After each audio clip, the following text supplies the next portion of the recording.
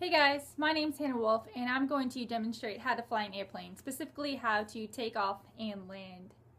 Before I take you inside the airplane, I'd like to talk a little bit about what's needed and why this is important.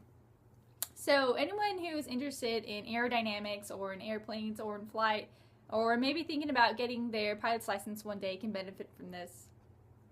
In order to obtain your pilot's license, which is now issued as a hard copy, it used to be a paper, you'll need to pass a written examination that the FAA administers at a testing center, and you'll also need to pass a final check ride that the FAA administration issues by a flight examiner.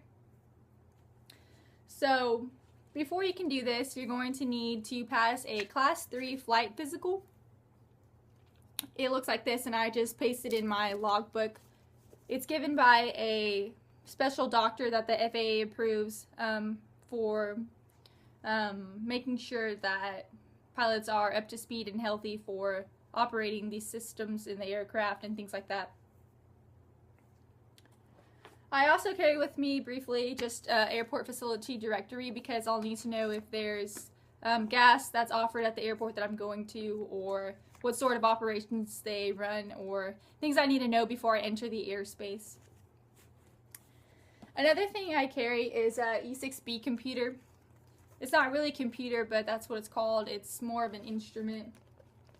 And this just lets me calculate how much fuel I'm burning, or how much headwind is taking away from my time, or things like that, that'll maybe provide useful information for going from one place to another place. I also carry a sectional chart because this is just a really old school way in case your GPS or your electrical systems fail and you'll need to find your way back to an airport so you don't run out of gas and have to perform an emergency landing. And lastly, I'll carry a owner's manual for the aircraft that I'm in because this will tell me very valuable information about climb speeds or fuel systems, or just things that I need to know about operating the actual aircraft itself. So I'm actually going to do a landing first and then a takeoff in the same clip because it's just quicker. It's called a touch and go, and this will allow you to see the entire process without stopping. And I'm going to be in a Beechcraft Bonanza with my friend Austin, who was helping me out filming and stuff today. And I'll go over how this is done more once you watch it. Okay, so at this point, Austin and I are on our final approach leg, and we are in what is called a descent. So we've reduced some of our power and we've dropped our nose to allow the airplane to bleed off some of the altitude, and we will establish communication with the tower and the surrounding traffic so that they know an airplane is about to land. We do this by saying November 20 Alpha Alpha, final approach runway 18 inbound for a touch and go. This lets people know that immediately we'll be taking off and the runway will be clear. So at this point we've done what's called power to idle and taken out all our power and our carb heat, and we will be in this position, what is called ground effect, which is happening right now. And there you felt the wheels touch down. At this point, Austin and I will communicate by saying rock and roll. So he knows immediately we will be taking off again. And we do this by pushing full power back into the engine and the carburetor heat as well. And you can see the propeller picking up and the engine also getting louder.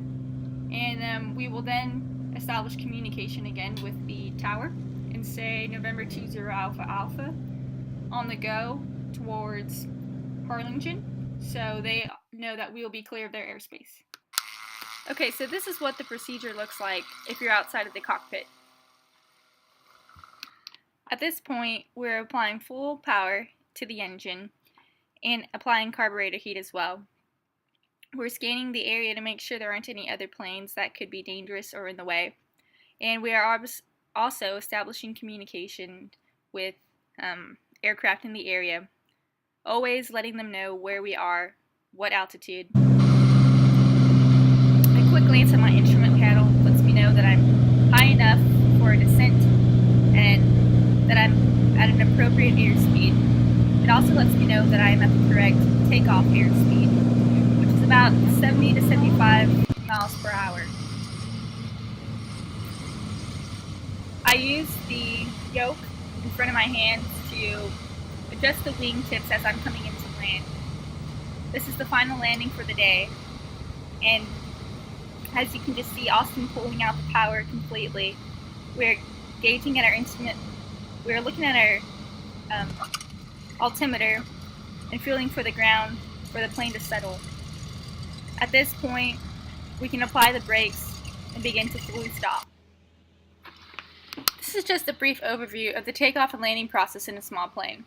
I hope I've been able to convey some of the main ideas. But above all, the most important thing is just have fun.